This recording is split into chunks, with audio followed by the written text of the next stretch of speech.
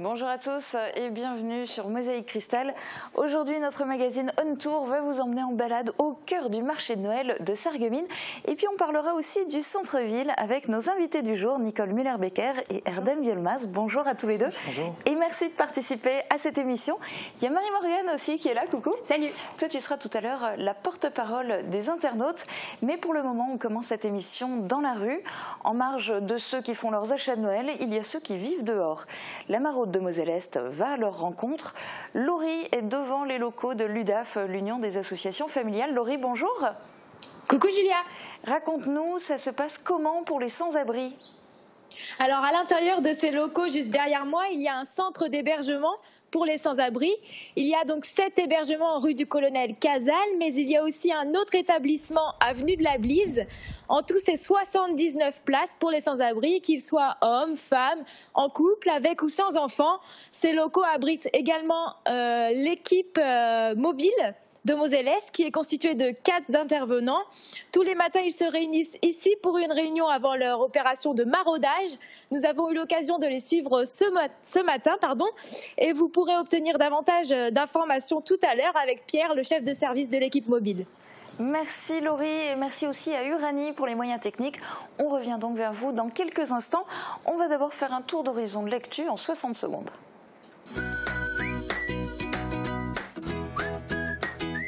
Shopping hyper fun, c'est chez Best, votre centre commercial à Faré-d'Ersviller. Les Gilets jaunes s'organisent. Dans une salle de la mairie de Sarreguemines, des représentants des Gilets jaunes venus de Sarreguemines, Ambar, mais aussi de Forbach, Beach et Saint-Avold se sont réunis pour mettre en commun leur retour d'expérience et coordonner leurs actions futures. Déterminés à poursuivre la lutte, ils souhaitent aussi regagner l'opinion publique à leur cause. Ils ont, entre autres, décidé de suspendre les blocages des zones commerciales jusqu'au 2 janvier. Bientôt de nouvelles plaques de rue à Sarreguemines. Au quartier Neunkirch, le nouveau chemin piétonnier sera baptisé Chemin des Sœurs et la nouvelle voie de circulation Chemin des Arboriculteurs. La rue, créée en face du foyer Amelie pour la construction du lotissement, portera le nom de Joseph Albe. Enfin, au lotissement Les Domaines de la Blise, une rue s'appellera Étienne Hinsberger et la seconde pourrait porter le nom de Jean Zettlinger. Un arrêté préfectoral pour les artifices et articles pyrotechniques. Dans un contexte de tension sociale et à l'approche des fêtes de fin d'année, le préfet de la Moselle, Didier Martin, a décidé de durcir la réglementation du port, du transport et de l'utilisation d'artifices de divertissement. Depuis le 2 décembre et jusqu'au 2 janvier, les particuliers ont l'interdiction d'utiliser et transporter les artifices, à l'exception des catégories C1, F1, C2 et F2. Noël pour tous. Cette année encore, le lycée Henri Nominet de Sarreguemines était le théâtre d'une collecte de jouets en faveur de 200 familles et des quelques 300 enfants accompagnés par le Secours populaire de Forbach. Élèves, amis et membres du personnel de l'établissement ont donné ces jouets qui feront la joie des enfants. Cette collecte aura duré 2 semaines. Elle s'inscrivait dans le cadre du conseil de la vie lycéenne et elle a été coordonnée par Noémie Blanc, actuellement apprentie assistante manager. Des cours de danse de bal au conservatoire de Sarreguemines. Dès le mois de janvier, Anne-Sophie Divou de Florenne proposera une nouvelle discipline qui transportera ses élèves au 19e siècle. Elle enseignera des chorégraphies de quadrille, valse, polka, scottish, mazurka et contredanse. Ces cours auront lieu un mercredi sur 2 de 19h à 21h à partir du 9 janvier.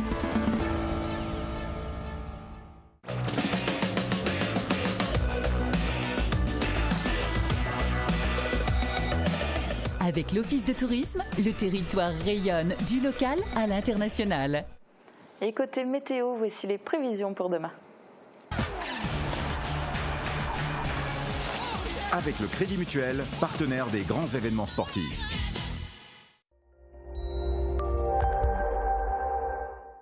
Et demain, le ciel sera bien couvert avec une atmosphère humide. Les nuages donneront parfois des pluies éparses, surtout dans la matinée. Le temps sera ensuite plus sec dans l'après-midi. Les températures maximales seront comprises entre 7 et 9 degrés. Demain, nous serons le mercredi 19 décembre et nous fêterons les urbains. Le soleil nous accompagnera de 8h22 à 16h35. Et la neige de ce week-end est déjà repartie, mais on va encore en profiter un petit peu avec l'image du jour qui nous est envoyée par Marie Tritz. On y voit son jardin couvert de neige à Sarreguemines. Merci à vous et vous aussi, vous pouvez nous envoyer vos images par mail à l'adresse contact@mosaic-cristal.tv ou sur notre page Facebook.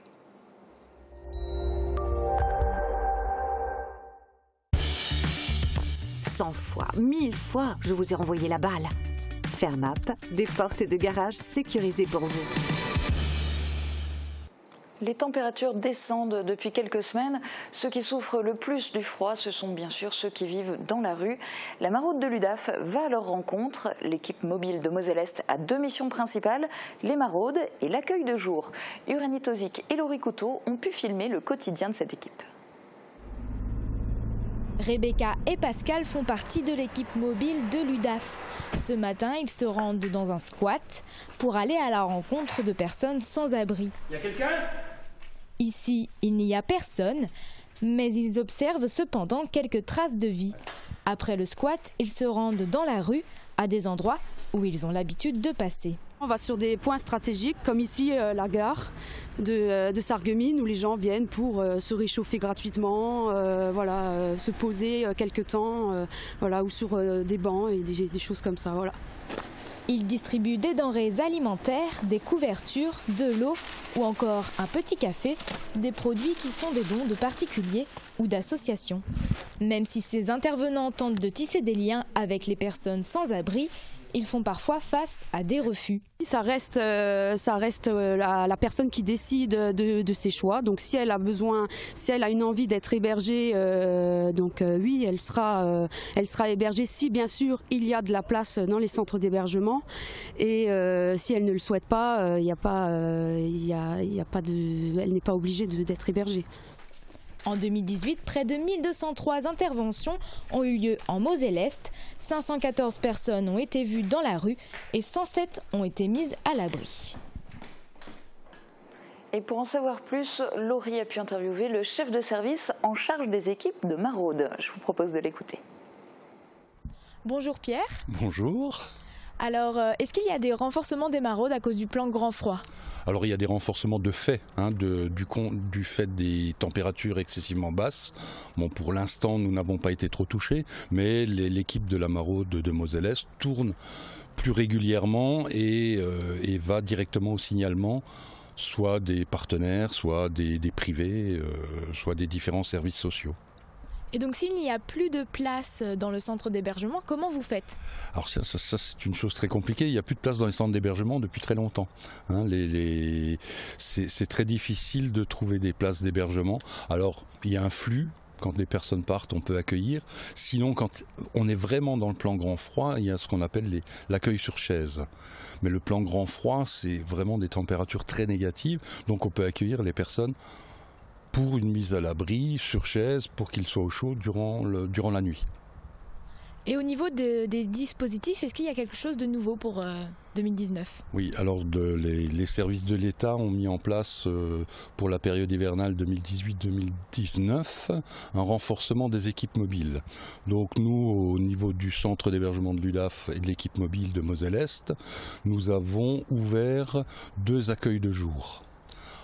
Alors, sur Sarreguemines, où l'accueil de jour sera ouvert 2 matinées par semaine, dans un premier temps. C'est les mardis et mercredis, de 9h30 à 12h30, dans des locaux, pour l'instant, du centre d'hébergement, au 11 avenue de la Blise, mais cette adresse devrait changer courant du mois de janvier. Ensuite, un deuxième point sur le secteur de Forbach, où nous allons ouvrir 2 matinées par semaine aussi, les lundis et vendredis, au niveau de la gare de Forbach. Des locaux qui nous sont mis à disposition par le CMSEA de Moselle. Le nerf de la guerre aurait eu raison du lycée privé d'Hurmingham. Une baisse du nombre d'élèves a engendré une diminution des recettes. La mère supérieure des Sœurs de la Divine Providence de Ribeauvillé a décidé de mettre la clé sous la porte. Conséquence directe, le lycée Sainte-Thérèse va fermer à la fin de la rentrée scolaire. Reportage de Marie-Morgane Lorenz et Guillaume Dumonteil. C'est la mort dans l'âme que l'autorité de tutelle a été contrainte de prendre la décision de fermer le lycée professionnel privé Sainte-Thérèse. L'établissement est confronté à une baisse de recrutement depuis 2015. L'établissement a perdu un tiers de son effectif, ce qui explique essentiellement la décision de fermeture de l'établissement en fin d'année scolaire. En 2014, il y avait 221 élèves, en 2016 186 et aujourd'hui 146 dans l'ensemble des différentes formations, CAP Petite Enfance, formation complémentaire d'initiative locale préparation au concours, CAP ATMFC, assistant technique en milieu familial et collectif, CAP cuisine et Bac Pro ASSP, accompagnement, soins et services à la personne. Des cursus qui donnent pourtant accès à des professions qui embauchent. Le besoin en main-d'œuvre est réel sur des formations sanitaires et sociales, aide à la personne. Dans le même temps, tous les établissements qui proposent ce type de formation sont confrontés à ces difficultés de recrutement. C'est des métiers qui n'attirent pas les jeunes aujourd'hui parce qu'il y a des contraintes horaires, parce que le niveau de rémunération est très très faible. Et donc tous les établissements, tous les collègues qui proposent ce type de formation sont confrontés à ces difficultés de recrutement. Ce n'est pas spécifique à Sainte-Thérèse et au bassin d'emploi d'Armingen. À la peine des 146 élèves s'ajoute celle des personnels de droit privé et celle des enseignants. Nous, on a été vraiment très peinés parce que c'est un établissement dans lequel on travaille tous depuis de nombreuses années. C'est un petit établissement qui est familial, qui est chaleureux, on s'y sent bien. Les élèves s'y sentent bien, mais le personnel aussi s'y sent bien. C'est comme on peut dire souvent, on dit que c'est une seconde famille. Et c'est très dur pour nous de voir la fin de cet établissement, la fin de cette équipe de travail avec qui on travaillait bien, de ne pas pouvoir accompagner nos élèves jusqu'au bac. L'établissement ne ferme pas à la fin de l'année civile, mais à la fin de l'année scolaire. La question des poursuites d'études se pose pour les élèves en première année de CAP cuisine et pour ceux en ASSP, accompagnement, soins et services à la personne. Le directeur a annoncé qu'il y a des places dans d'autres établissements, en Moselle et dans le Bas-Rhin, pour que chaque élève puisse poursuivre ses études. L'annonce de la fermeture du lycée Sainte-Thérèse a fait l'effet d'une bombe pour les élèves et leurs parents. En commençant leur année, ils ne s'attendaient évidemment pas à cette annonce, d'où leur étonnement. Une réunion a été organisée pour les informer et leur présenter les établissements qui pourraient accueillir l'année prochaine les élèves qui poursuivent leurs études. Je suis sur Armingen, je travaille au villa d'accueil à 500 mètres et du coup je me suis dit on va inscrire ici et au bout de même pas quelques mois on entend dire que ça ferme. Je trouve ça quand même honteux parce que je veux dire si on inscrit des élèves c'est qu'il faut se donner les moyens aussi de les amener jusqu'au bout. Et là moi j'ai l'impression que personne ne se donne les moyens de les amener jusqu'au bout. Je ne comprends pas pourquoi on a accepté mon enfant l'année dernière tout en sachant avec les bilans prévisionnels qu'il y avait en amont que cet établissement ne tiendrait pas la route. J'étais vraiment triste parce que je me suis créé beaucoup d'amitié, j'apprenais bien ici en plus et que j'adorais en fait ce lycée, ça faisait une autre famille pour moi. J'ai retenu qu'il y avait des possibilités d'avoir des inscriptions sur dossier, mais je ne suis pas trop rassuré parce que ceux qui ne seront pas acceptés, où vont-ils aller? Est-ce qu'il y aura forcément des disponibilités? Ça on ne sait pas, on verra avec les directeurs concernés. Quand il y a eu Bouxwiller de Cité, j'étais ravi parce que c'est vrai que Bouxwiller, la directrice, s'implique énormément pour les jeunes d'Armingen. Et c'est vrai qu'il y aurait de la place considérable parce que là elle a dit 10 élèves mais elle a dit s'il faut rouvrir une classe elle peut rouvrir une classe. Ma fille ça va être compliqué parce qu'elle ne veut pas d'internat. Or là on nous propose essentiellement de l'internat et par après on ne sait pas en fait. On ne sait pas le devenir. Moi j'ai rien de concret là. Rien, absolument rien. Je vais aller au Lazare et je vais continuer dans ma voie ASSP. Je continuerai toujours dans la filière ASSP en première et donc j'envisage sûrement d'aller au Simon-Lazare. J'ai déjà visité des lycées avant la Réunion et du coup j'ai été intégrée à Bouxwiller. Ma fille elle ira à Sarreguemines si ça va, autrement je ne peux pas la placer autrement. J'ai pas les moyens pour la mettre en internat. Je souhaite à tous les enfants, à tous les élèves à trouver leur solution parce que ça va être très compliqué. Vu qu'on est dans un truc rural, les transports scolaires ne sont pas toujours adaptés à tout le monde. Donc on va essayer de trouver des solutions. Dernière séance de l'année pour les conseillers municipaux de Sarreguemines. Parmi les points à l'ordre du jour, publicité, parking et des noms pour de nouvelles rues. Retour en images sur le conseil municipal qui s'est déroulé hier soir. Moins d'une semaine. Moment solennel pour lancer la séance. 1 minute de silence en hommage aux victimes de l'attentat de Strasbourg qui s'est déroulé il y a tout juste une semaine. Nous l'avons aussi fait avec monsieur le sous-préfet, avec les services de l'État, avec les services de la ville, avec tous les partenaires, les commerçants aussi, de faire en sorte que notre marché de Noël soit sécurisé au maximum. Mais contre la barbarie, contre je dirais la folie de certains. On est quelquefois démunis malgré les mesures qui peuvent être prises. La fête de Noël continue, le marché de Noël continue à vivre à Strasbourg ou ailleurs. Et je pense que c'est la meilleure réponse aussi à apporter face à ceux qui aujourd'hui cherchent à casser notre civilisation et par cet irrespect, par cette folie, eh bien, sont dans une violence qui est inouïe.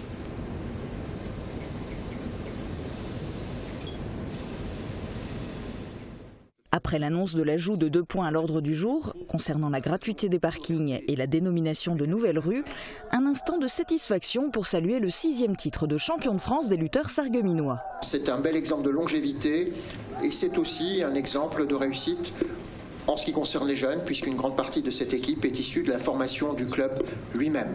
Voilà, donc un grand coup de chapeau qui les renforce aussi dans cette idée que nous sommes, en ce qui concerne la formation, les résultats et notamment les jeunes, un des plus grands clubs de France et notamment celui qui a actuellement, enfin qui est reconnu comme étant le club français qui a le plus de succès. Les conseillers municipaux se sont ensuite lancés dans le déroulé classique de la séance. Concernant les parkings du Moulin et du Carré Louvain, 2 points étaient à l'ordre du jour. Le rapport d'activité 2017 du délégataire Indigo fait état d'une baisse constante de la fréquentation, moins 6,5% du chiffre d'affaires pour chacun des 2 parkings, avec malgré tout un excédent d'exploitation de près de 52 000 € pour le parking du Moulin, mais un déficit d'un peu plus de 105 000 € pour le parking du Carré Louvain, soit un déficit global de 47 930 €, d'où les nouvelles conditions financières du contrat de délégation de service public démarré au 1er janvier dernier. Ce point était à titre informatif, le Conseil a pris acte. Le second point concernant ces parkings appelait lui à un vote, la gratuité de ces parkings jusqu'au 24 décembre inclus. Cette action est en place depuis samedi, elle a été validée à l'unanimité. Il en coûtera à la ville 12 500 € de compensation financière envers le délégataire Indigo. A noter que les abonnés aussi bénéficieront de cette gratuité à travers une réduction de l'ordre de 10 €.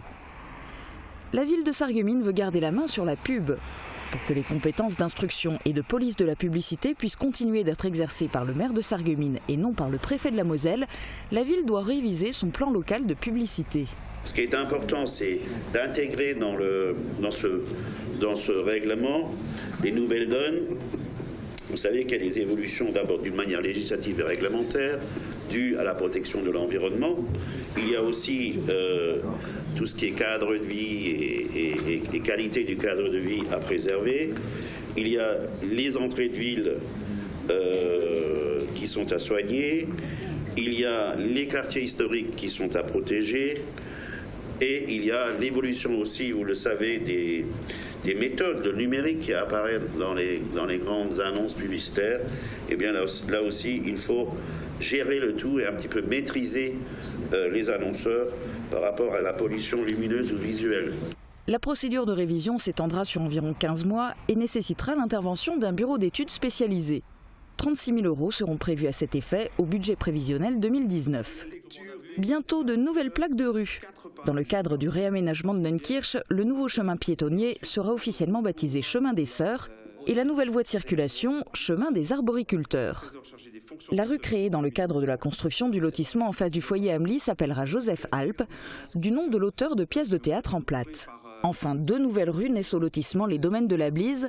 L'une portera le nom d'Étienne Hinsberger, député gaulliste, élu en 1962 en battant Jean Settlinger. Ironie de l'histoire, la seconde rue de ce lotissement pourrait porter le nom de Jean Settlinger. Mon idée serait, mais il faut que j'ai l'accord de la famille, de réunir dans l'au-delà ceux qui se combattaient un peu politiquement de leur vivant. Vous avez compris que de l'autre côté, c'est Jean Settlinger, et pourquoi pas les rassembler, d'autant plus qu'ils étaient petits cousins et issus tous les deux de la même commune, à savoir Saint-Louis. Mais ça, ce sera une autre discussion à un autre moment. On fait une courte pause et on se retrouve dans un instant avec nos invités du jour. On reviendra sur un autre point abordé hier soir, le dispositif Action Cœur de Ville. On donnera aussi la parole aux internautes et aux passants. Et puis vous allez pouvoir découvrir la nouvelle blague des lutins. A tout de suite. Du 1er au 24 décembre, le marché de Noël investit le centre-ville avec plus de 40 chalets. Vivez la magie de Noël grâce aux différentes animations, comme la nouvelle maison du Père Noël, la patinoire de plein air, le spectacle de marionnettes Alice au Pays des Merveilles, les animations des musées et les nombreuses autres festivités proposées par la ville de Sarreguemines et les commerçants les mercredis et les week-ends.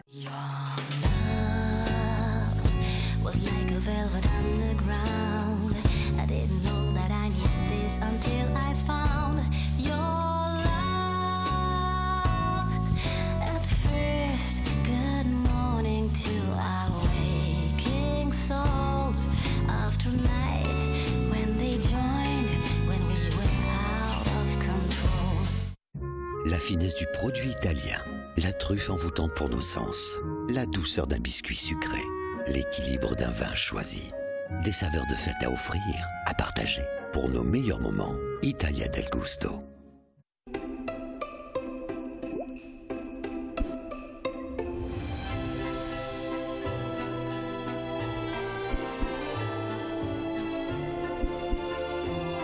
Pour les fêtes, le Père Noël, c'est chez Best, votre centre commercial à Phare-Hébersviller, du 1er au 24 décembre. Nouvelle enseigne à Sarreguemines. Otoro vous accueille dans son restaurant japonais proche du centre-ville. Découvrez nos buffets servis midi et soir. Dégustez maki et sushi réalisés sur place et servis à table. Fraîcheur garantie. Pour fêter la nouvelle année, Otoro vous accueille à Sarreguemines et à Phare-Hébersviller. Soirées dansantes et de nombreuses animations au programme. Réservation au 03 87 95 59 26. Cloud, sécurité des données et maîtrise des coûts.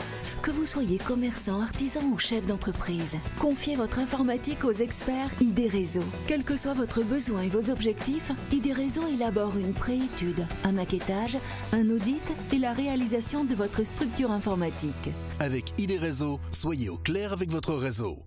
Ok Google, où trouver de beaux cadeaux de Noël? Chez Pro et compagnie, bien sûr. Pour Noël, restez connectés avec nos enceintes intelligentes. Profitez de vos programmes préférés en 4K avec notre large choix de télé dernier cri et au meilleur prix. Mettez les petits plats dans les grands avec le petit électroménager. Chez Pro et compagnie, c'est facile d'avoir des idées cadeaux pour toute la famille. Quand Romain a vu sa vue baisser, il a consulté spontanément un ophtalmologiste. Aujourd'hui, il entend moins bien et tout naturellement, il est allé consulter. À la passion de l'audition, il a rencontré Lucille et Bastien, audioprothésistes. Ils lui ont proposé une solution d'expert adaptée à ses besoins, à son mode de vie et à ses contraintes financières. Entendre n'est plus un luxe, mais une nécessité. Pour les fêtes de fin d'année, je fais mes courses à l'Intermarché des Faïenceries. Votre magasin de proximité vous propose sa vaste gamme de produits frais, bio ou locaux, issus de la ferme. La poissonnerie et la boucherie seront vos meilleurs partenaires pour concocter des menus de fête. Ne passez pas à côté de nos produits d'exception et venez visiter notre cave. Intermarché des Faïenceries, la passion du frais. Pour mettre une touche de déco dans votre vie, pensez à Pink. Pink, c'est plus de 1000 mètres carrés de showroom en plein cœur de Sarrebruck. Retrouvez toutes les tendances déco, saison par saison et pour toutes les occasions. En plus, le parking est gratuit à l'arrière du magasin. Pink, votre paradis déco à Sarrebruck, à côté l'Europa Galerie. L'Atelier Gourmand présente ses produits de fête. Dès à présent, venez découvrir nos bûches et bûchettes aux 1000 parfums. Ne passez pas à côté de nos authentiques pâtisseries. L'Atelier Gourmand propose son pain d'épices. Les curieux seront ravis en dégustant nos Stollen. Pour les fêtes de fin d'année, pensez à passer commande dès à présent. L'Atelier Gourmand vous accueille chaque jour du lundi au samedi de 5h à 22h et durant le mois de décembre, également les dimanches. Ne cherchez plus, le roi des vins est à Stirin-Wendel. Plus de 2000 références de vin, une large gamme d'épiceries fines et des idées cadeaux pour chaque occasion. Le roi des vins, c'est du choix, des prix et des conseils. Le roi des vins à Stirin-Wendel, où choisir devient un plaisir. La transition énergétique, c'est maintenant. La communauté de communes du pays de Beach s'engage dans la démarche Climat Air Énergie et vous invite à un atelier participatif le jeudi 20 décembre à 14h à la salle des fêtes de Haute-Villers. Au programme, débat et réflexion sur l'agriculture, l'économie et l'énergie. Nous sommes tous acteurs du climat. Dernière première ligne droite pour les préparatifs de Noël. Comme chaque année, il y a ceux qui sont super bien organisés, puis ceux qui font un peu tout à la dernière minute. Dans des conditions particulières cette année, ou pas, on vous a posé la question. C'est bientôt Noël, vous en êtes où dans les préparatifs? Je n'ai pas commencé maintenant, mais ce week-end, oui. Ce week-end, c'est le... Non, c'est pas... Ah, les Noël, c'est le week-end, non? Non, c'est lundi prochain. Lundi prochain? Ah oui, oui. Je fais mon shopping de ce week-end, oui. On a déjà commencé, on essaie de toujours se prendre assez tôt à l'avance et puis finalement, plus on s'approche de la date, plus on se dit mince, j'ai pas encore fait ci, j'ai pas encore fait ça. Donc on est allé à la moitié, on a fait certaines choses et il faut encore trouver d'autres choses. On pense qu'on va commencer plus tôt et au final non. C'est toujours à la dernière minute comme chaque année. Il reste à monter le sapin puis quelques petits achats à faire encore au niveau des repas, c'est tout. Tout est terminé. On attend le grand jour, tout était fini, terminé. Voilà. Les petits gâteaux sont faits. Le sapin vient de se terminer. Les cadeaux... Voilà. Oui, ouais. Il reste encore un petit peu. On a commencé le sapin de Noël. Et après, pour les périodes de Noël, on est invité à manger en règle générale, donc on n'a pas trop de préparatifs non plus. On va pas faire grand-chose. Et côté cadeaux, tout est prêt.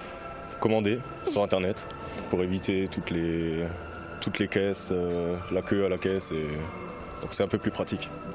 Est-ce que ça a été plus compliqué cette année ? Non, c'est toujours pareil. On essaie toujours de se prendre à l'avance et puis on est toujours en retard. Et finalement, mais autrement, au niveau de trouver les cadeaux, de trouver les idées, ça a été pareil. Il n'y a pas eu de souci particulier. Non, enfin, oui, c'était un petit peu. Il y avait quelques embûches, quoi, mais autrement, on s'arrange. On voit les horaires qui sont un peu dégagé, puis on y va, quoi. Non, pas particulièrement, non. C'était comme les autres années, non, on n'a pas eu de soucis particuliers, non. Non. C'est le petit train-train quotidien de la vie, donc on se réunit en famille, et donc on prépare le repas, et puis malgré tout ce qui se passe à l'heure d'aujourd'hui, c'est vrai que c'est pas évident, mais on essaye de passer outre, et puis de changer un peu les idées, donc regroupement de famille, repas de famille, pour justement améliorer un petit peu toute cette tristesse qu'il y a aujourd'hui aux infos. Il y en a deux qui sont aussi en plein dans les préparatifs de Noël, ce sont nos deux lutins. Marie-Morgane, c'est quoi leur programme? Et oui, ils n'ont surtout pas le droit de prendre du retard, ils ont encore plein de cadeaux à emballer, mais rassurez-vous, ils trouvent quand même toujours le temps de raconter des blagues. Regardez.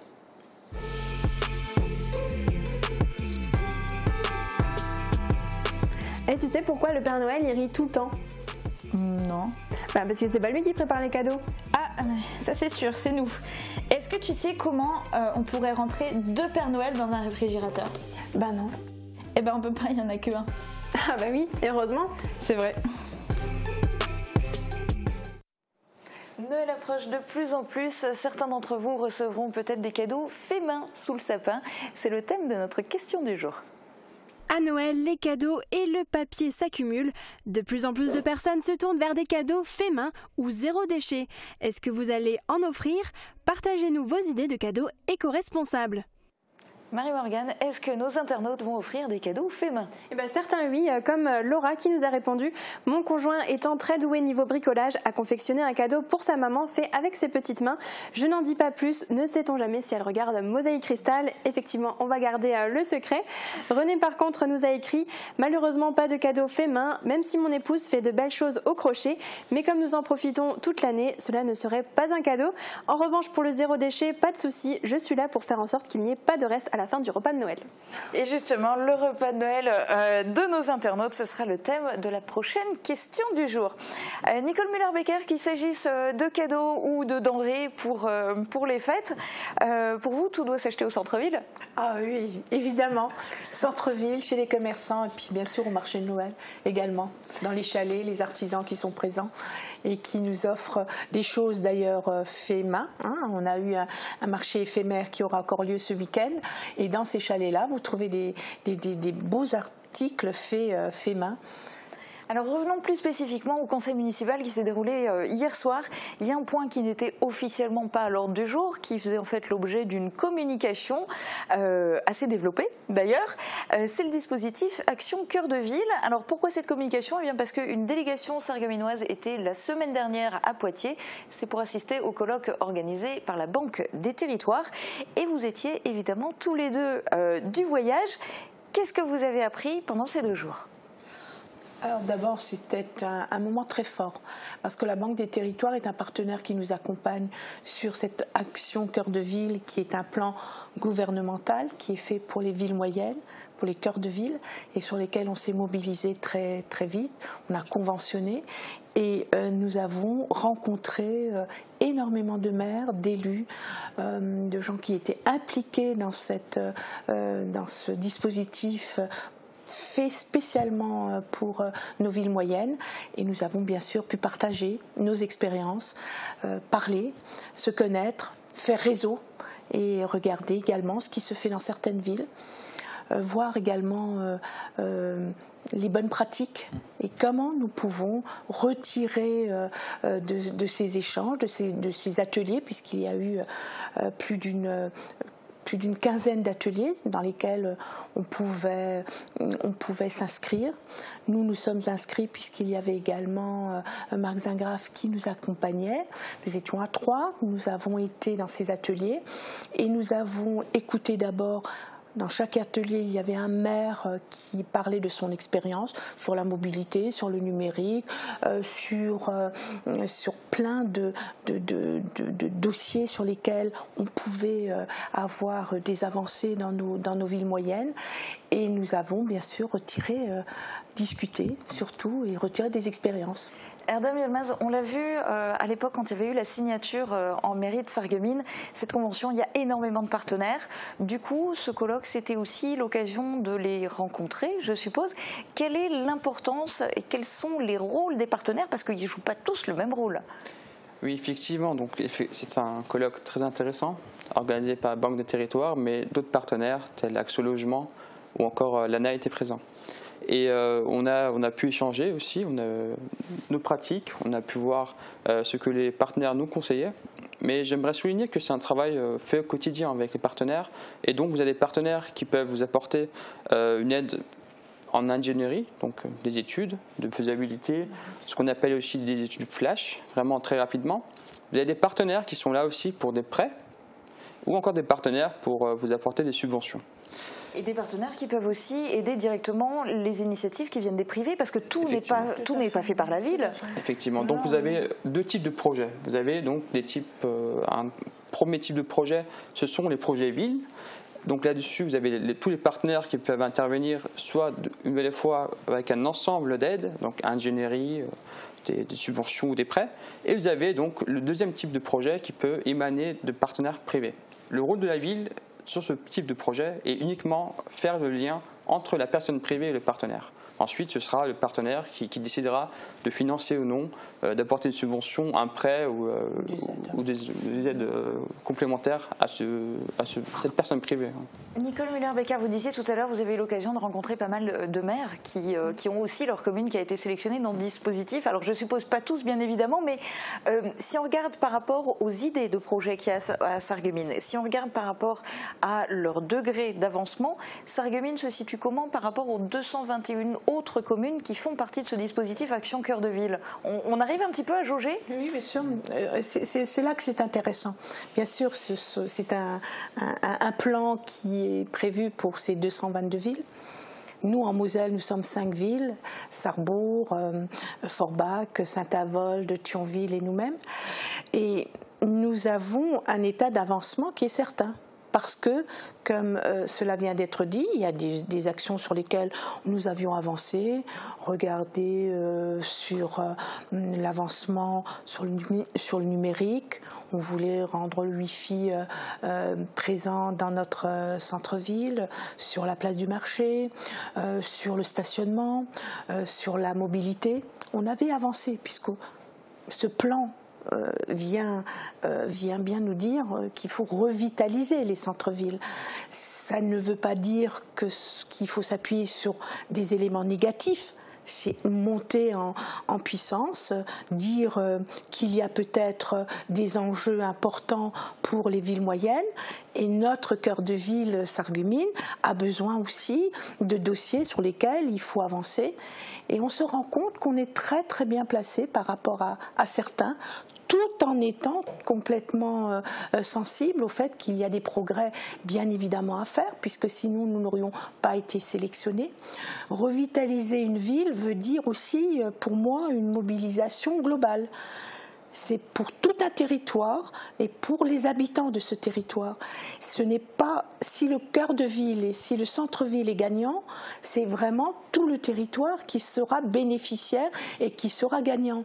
C'est pour ce qui explique qu'il y a également la communauté d'agglomération qui est très impliquée notamment et qui est partenaire dans ce plan qui nous concerne, parce que nous avons besoin d'une vraie mobilisation générale sur la revitalisation, et on sera à terme tous gagnants, que ce soit des acteurs, les collectivités, ou que ce soit les acteurs privés. Et moi, j'insiste justement les acteurs privés à venir nous voir, et j'ai eu beaucoup de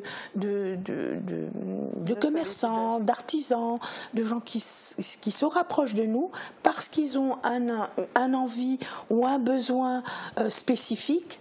Et on peut bien sûr les guider, les entraîner vers la Banque des Territoires, vers les partenaires qui mettra en œuvre leur projet, et on mettra en lien ces privés également avec ces partenaires qui pourront les aider à ce moment-là. Il y a encore des possibilités, donc charge à eux de vous contacter. Et puis alors vous le disiez, parmi les projets à Sarreguemines, il y a le Wi-Fi gratuit au centre-ville, mais il n'y a pas de web radio prévu pour le moment. C'est pourtant quelque chose, vous allez le voir, qui plairait beaucoup à Marie. On va faire sa connaissance tout de suite, puisque Marie-Morgane, le mardi, ce sont les enfants qui prennent l'antenne sur Mosaïque Cristal, les enfants et les jeunes d'ailleurs. Oui. Oui, et comme tu l'as dit, aujourd'hui on va à la rencontre de Marie et son kiff à elle, c'est la radio. Alors future chroniqueuse, la lycéenne de 16 ans aime passer du temps à la web radio du lycée Tessier à Beach. Elle fait partie de la rédaction et retrouve ses amis tous les vendredis soirs pour un atelier. Regardez. Bonjour, je m'appelle Marie Bourg, je suis en première L et je vais vous parler du lieu que je kiffe qui se trouve dans mon lycée. Alors c'est la salle de web radio. Alors c'est ici que l'on enregistre nos émissions radio avec juste des personnes que j'aime, avec des sujets que j'aime et du coup des émissions que j'apprécie beaucoup. C'est vraiment un plaisir de venir ici tous les vendredis entre midi, même si on a moins de temps pour manger, mais c'est quand même très bien de venir ici. Voilà. Et si vous voulez aller écouter nos émissions de radio, c'est sur le site lycéetessier.com, et du coup ça s'écrit, c'est un jeu de mots, ça s'écrit LISC Tessier.com. Et merci beaucoup à Marie pour la vidéo, et toi aussi participe à notre rubrique C'est mon kiff. C'est simple, tu as juste besoin d'un smartphone et de nous parler de ta passion, du lieu que tu aimes, et tu peux nous envoyer toutes les vidéos via WhatsApp au 06 81 82 40 33 ou sur notre adresse mail. Merci Marie-Morgane, c'est presque Noël. Alors pour finir cette émission, voici un cadeau qui vous plaira sans aucun doute, tout particulièrement à vous, Nicole Müller-Becker. Petite devinette, parce qu'il faut le mériter le cadeau. Quel est l'endroit où il faut absolument aller en ce moment ? Pour moi, c'est simple, le marché de Noël de Sarreguemines. Eh bien absolument, vous avez tout gagné. Cette semaine, notre magazine On Tour vous emmène dans l'ambiance du marché de Noël de Sarreguemines à la rencontre des exposants. C'est Flora qui vous guide dans la balade. Je vous laisse en sa compagnie. Très bonne journée à tous, à bientôt.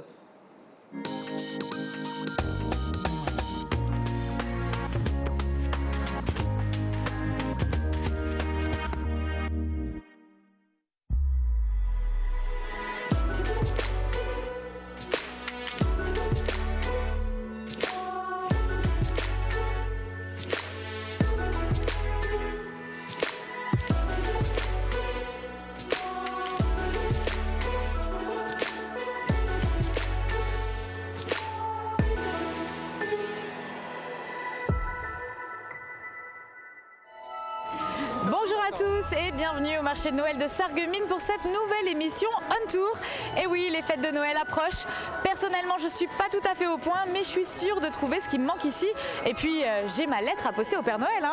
Allez, avant d'aller flâner, retour en images sur le marché de Noël de Sarreguemines.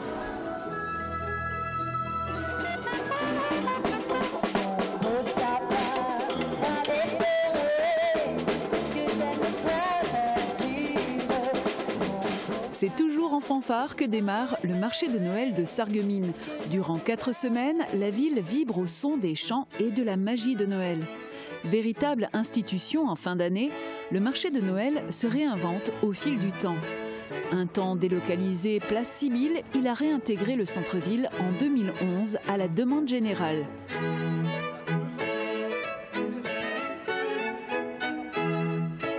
Une quarantaine de chalets investit la zone piétonne, la place du marché et les rues reliant ces 2 centres d'animation. En 2016, le marché de Noël accueillait une grande nouveauté en son sein, la patinoire, un espace ludique où l'on vient s'amuser en famille. De l'autre côté du marché de Noël, place du marché, c'est une autre ambiance. Le Père Noël dispose de sa propre maison pour accueillir les enfants en toute intimité. Cette année, le marché de Noël met l'accent sur l'artisanat. Au fil du temps, on a pu découvrir aussi divers univers et expositions. La plus spectaculaire sans doute date de 2013 où des artistes de la région ont imaginé ce pays de friandises et chocolat.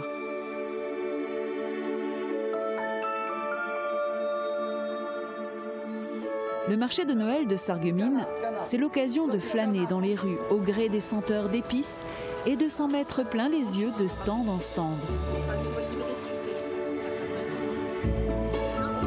C'est aussi un moment de convivialité et plus il fait froid, plus le vin chaud est bon, avec modération bien entendu.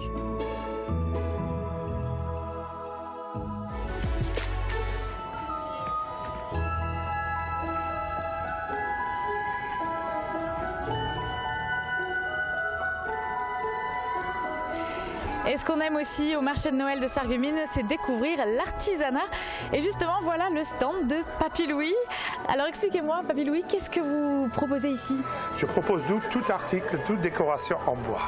Ce qui va des décorations vraies typiques Noël, oui, en passant par des photos forts, en passant par des animaux, en passant par des rêves indiens, par tout genre de déco fait maison. Tout est fait main? Tout est fait main. C'est vous qui faites tout tout seul? Tout seul, oui. Ça va de la création à la création des modèles, à la recherche des modèles, tout est fait personnellement. Ouais.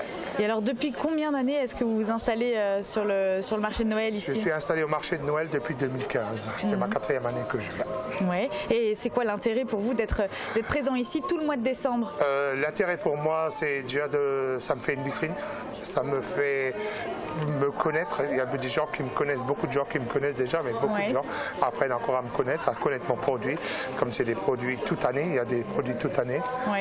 Et c'est ça, et l'ambiance et le oui, tout, ça aussi c'est important. C'est vrai qu'ici on sent l'esprit de Noël de toute manière. Voilà, c'est ça. Ça c'est vrai. Ça. Et puis dans nos maisons, l'esprit de Noël démarre toujours par l'installation du sapin de Noël. Allez, on vous emmène à Reyersviller à la rencontre d'un producteur de sapins. Bienvenue chez la famille Zins à la Schwangebar, commune de Reyersviller. Depuis près d'un demi-siècle dans le pays de Bitche, c'est ici qu'on se fournit en sapin de Noël. Le sapin dans la famille de Jean-Luc, c'est une tradition familiale. Oncles, cousins, parents ont tous produit ou produisent encore des sapins de Noël. Jean-Luc Zins a repris l'activité de ses parents, une activité saisonnière à laquelle il peut consacrer plus de temps maintenant qu'il a pris sa retraite. Alors tous les jours, il visite ses plantations pour la coupe quotidienne.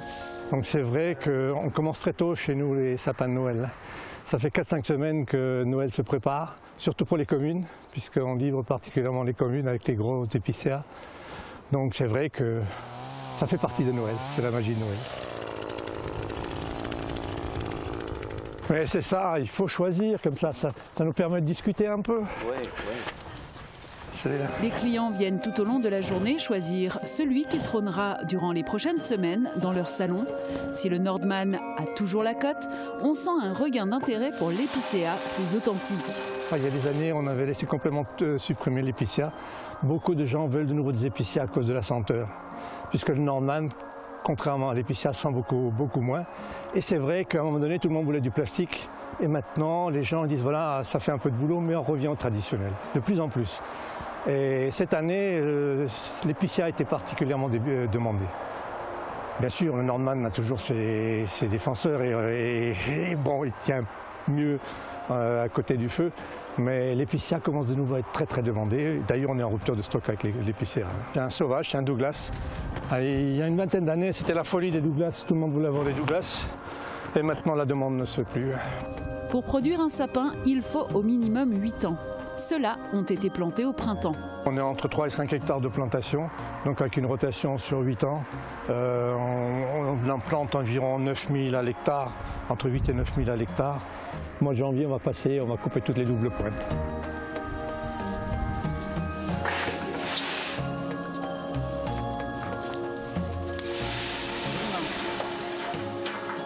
Maintenant que j'ai un peu plus de temps, puisque je suis retraité, donc je pense qu'on va développer un peu plus. J'ai plus le temps maintenant parce qu'il faut qu'on ferme à cause des bêtes, à cause des chevreuils, des cerfs qui viennent nous abîmer, qui viennent bouffer les pointes. Donc tous les parcs où on plante des Nordman, il faut qu'on les ferme. Et ensuite, ça nous permet de faire du désherbage écologique, puisque j'ai opté il y a 5 ans pour des moutons Shropshire. Et ces moutons-là ont la particularité de ne s'attaquer qu'à l'herbe et de ne pas toucher tout ce qui est Nordman ou épicéa. Et quel plaisir de couper un sapin quand il n'y a pas d'herbe en dessous, quand tout est bien propre, c'est un plaisir.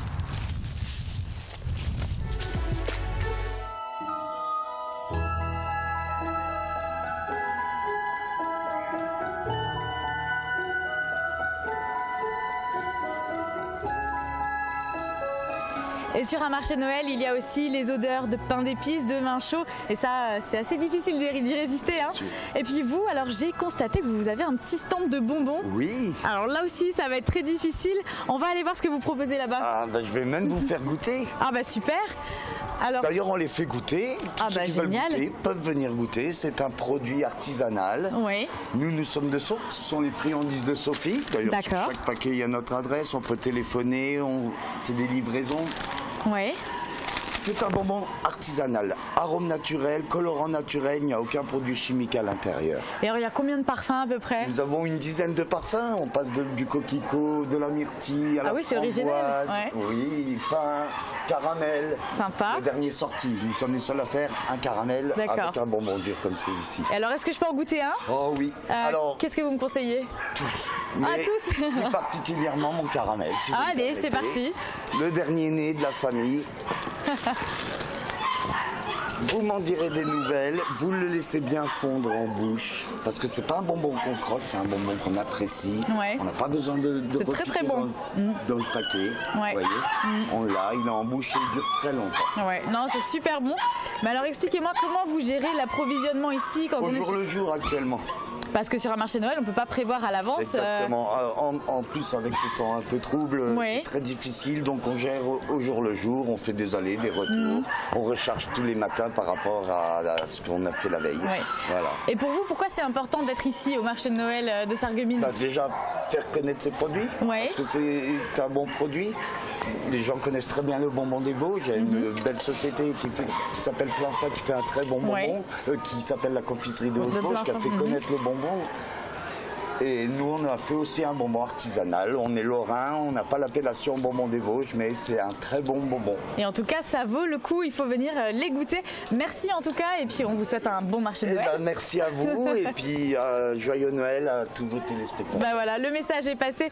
Et puis vous le voyez, il commence à faire presque nuit, et c'est à ce moment-là que toute la ville s'illumine, et nous, on adore ça.